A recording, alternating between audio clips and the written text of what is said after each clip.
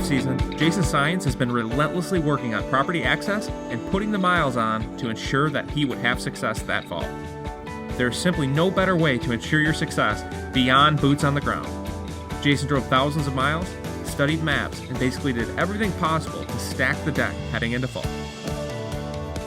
June the 20th, and I am back on my way over to some land that I scouted earlier in, I don't know, maybe it was late May, but I found a spot that I wanted to put a trail camera out really at that crucial point in time when we're all putting trail cameras out, so I'm just trying to get them out as quick as I can because I really don't want to miss anything.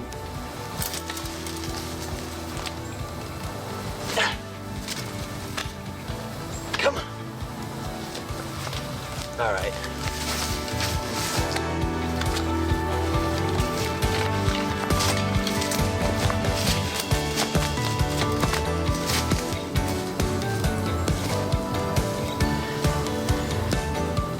I think Jason may have a phobia of small twigs touching his skin. Okay, back to cleaning that area out. Well, essentially what I found here is a point that sticks out into this swamp that pretty well connects two pieces. Although I'd like to be closer than what I am, this is the only tree that I see that will afford me a licking branch along a trail. And see if we can get some deer to use this. Jason plans on hunting private properties as well as some public ground. If you have goals of shooting big bucks, sometimes it just means you have to move around until you put yourself on the deer you want. You just have to keep moving, whether it's 500 yards or 500 miles.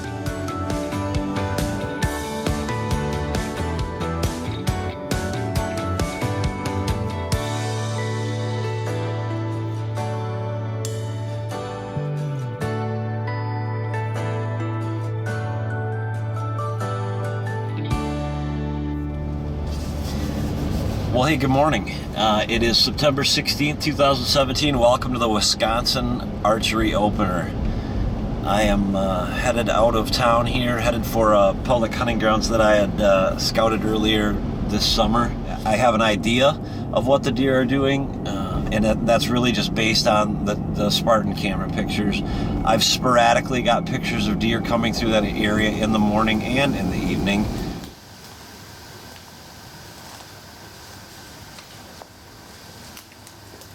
Some squirrel hunters. I'm gonna walk right down the path that I expect the deer to be coming in on. Give them credit, they got in on me pretty quickly. I'm gonna run down, have them sign a release form, let them know they're gonna be in a video.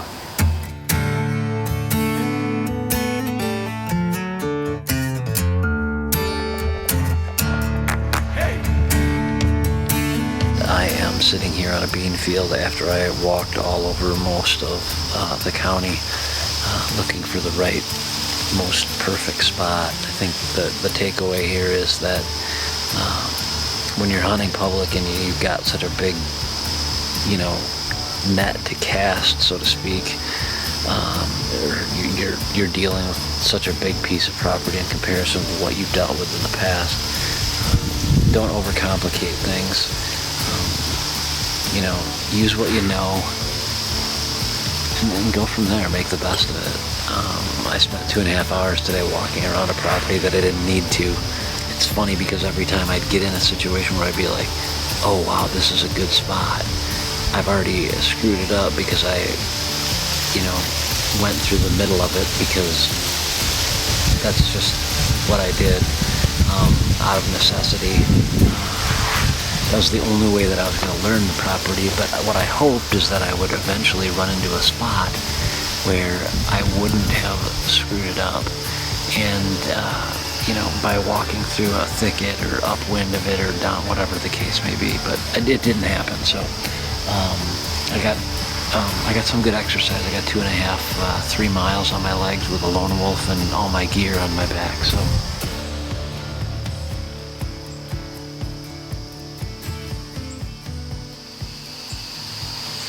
Well, we're getting down to the last few minutes of light here. I've seen some deer, which is which is, I don't know, it's great, it's awesome. It's not a surprise being that I'm sitting on this bean field.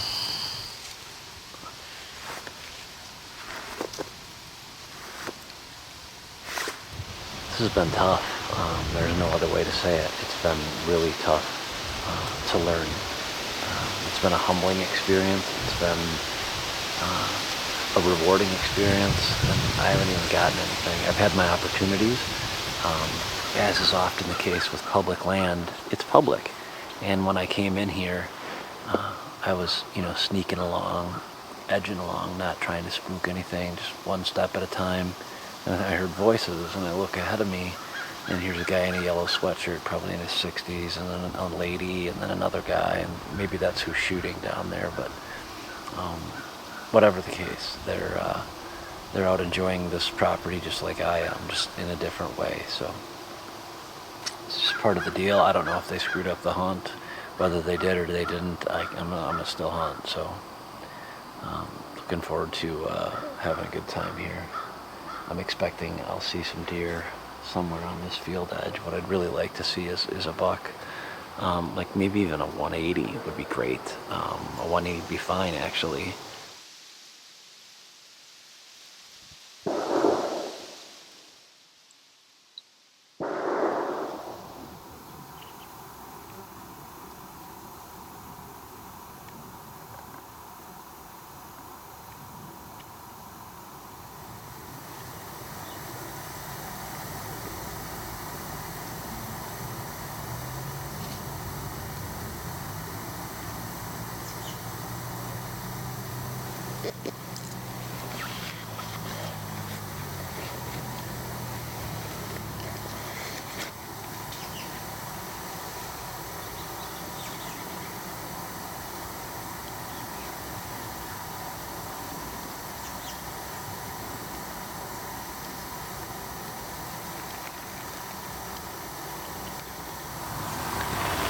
I thought they were gonna keep coming this way. Those are both dandies. Real nice bucks.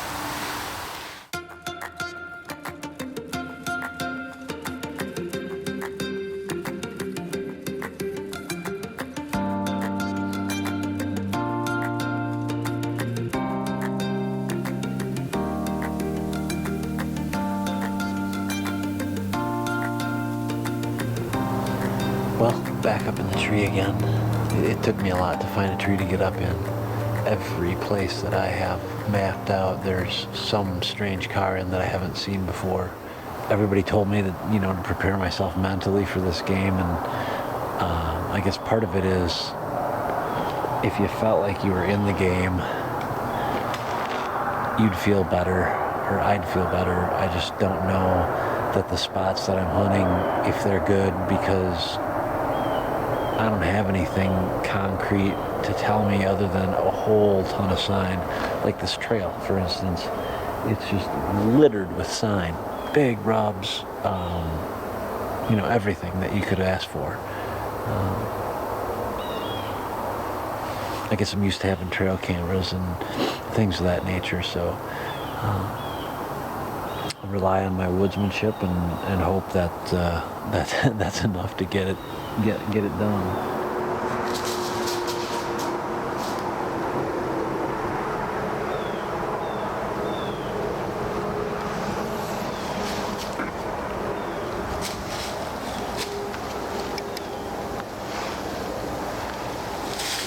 Meh. Meh.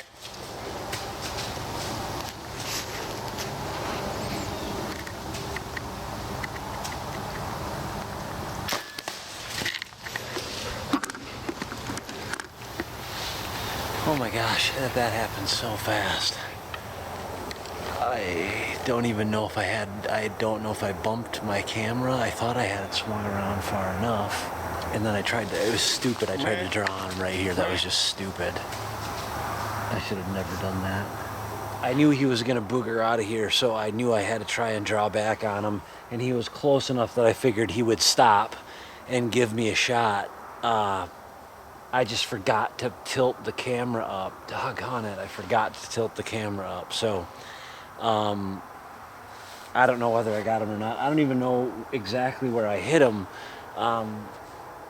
But I can tell you that I was pretty well aimed, and I pretty well had it where I needed it to be. So, well, it would just stand to reason that it's not on video, or I don't know if it's on video, I guess. We'll see when I haven't played it back yet because I'm kind of sick to my stomach about it. But regardless, the deal is done, at least for today. I got to go look for this thing. Right about here's where he was standing. And like an idiot, I tried to draw back, but whatever. It's over and done with now. And as you can see, there is my arrow.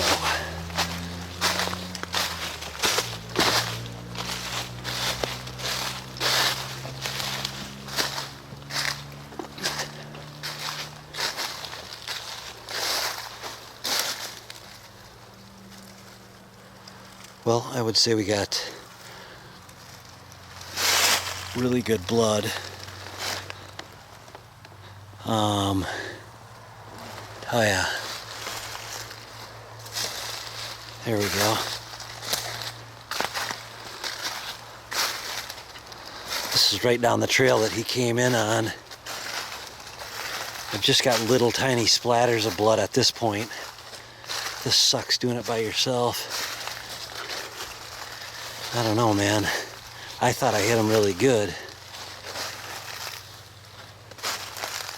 Oh yeah, right there, baby. That's what I'm talking about. All right.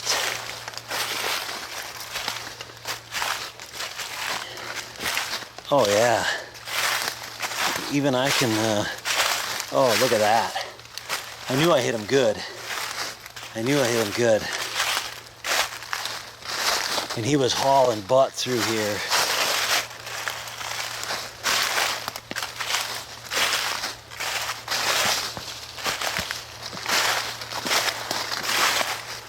Scrape.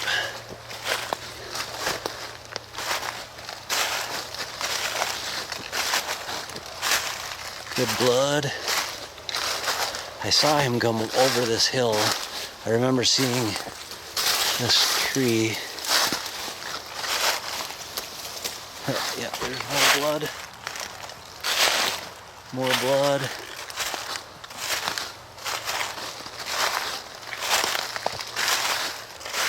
More blood. He's blowing it out both sides now. Look at that.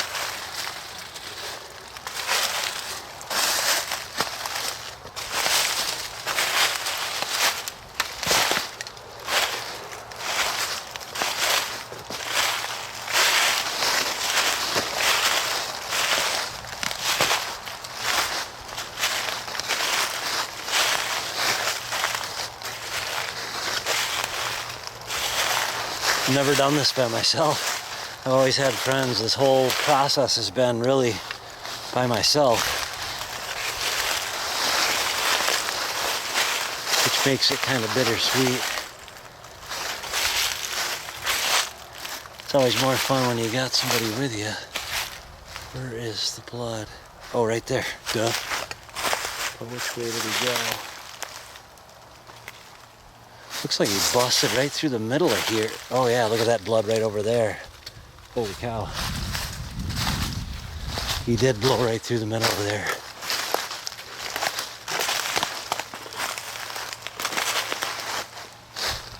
Oh my gosh. Yes!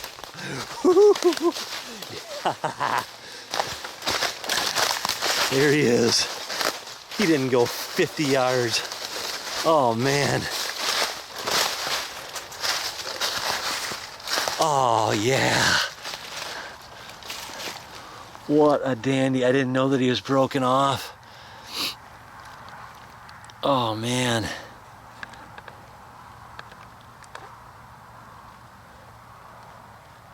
Oh, thank you, Jesus. Thank you for blessing me with this incredible opportunity. Just like that, my 2017 archery season on public land comes to an end. It certainly didn't end the way I expected it to. I was pretty much down on my luck when I came in here this afternoon. I had gone to 6 places that had cars. I'm just hunting some small pieces of public, and I got lucky and got surprised by this guy. I knew this spot was good. I hunted it a week and a half ago, so I knew what I had found, and everything that guys like Dan Infault and everybody else had told me were going to work out because of what I saw those 2 weeks before. This deer was going to cruise the leeward side of that bedding area. It'd be pretty hard for him to cruise the leeward side of the ridge, but what he still did do is use that terrain to his advantage. And if there's one thing that I've taken away from this whole experience, especially in hill country, is that these old boys, they're pretty darn smart when it comes right down to it, and they'll use everything that they can to stay alive. And I couldn't be more proud. I guess for me, it's confirmation that I can do this. I can do it somewhere else. I can do it with my own skills. And I got to be honest with you, there was a few times over the course of this year where I thought, my God, I'm just lost. The thing is you just got to keep on keeping on and keep on doing what you think is right. Keep on doing what you think is right. Keep on doing what you think is right. And eventually, guess what? There's gold at the end of effort. I've said it on 100 podcasts, and I'll say it here again. It took a lot of effort. I've lost 18 pounds going up and down these hills, and God bless him, I love him. The good Lord knows how to make a masterpiece when he created this county, that's for sure, and every other county, but this is special to me. So I'm gonna go figure out how in the world I'm gonna get this thing out of here by myself. There is nothing like the feeling that comes after putting in all the work and finally getting that animal. Congratulations, man. We're all happy for you. Thanks for watching the White Knuckle Web Show. Good luck, be safe, and shoot straight. The Apex hoodie combines the benefits of merino wool with the durability of synthetic polyester to bring you the ideal mid to outer layer for high output activities and cool to cold temperatures. The 17.5 denier wool works as natural moisture and odor management to provide warmth while remaining scent-free for days on end. The durable bonded polyester pulls moisture away from your body, and it's created with Polygene for odor resistance and DWR to help repel water when worn as an outer layer. We reinforced the shoulders, arms, and elbows to withstand years of wear and incorporated removable elbow pads to give you ultimate protection when crawling on a stalk. The zippered center pocket is placed to allow easy access when wearing your bino bivvy and contains internal dividers so stored items won't rattle. The 3/4 center zip closes into the fully fitted hood, which also contains a built-in face mask for additional concealment.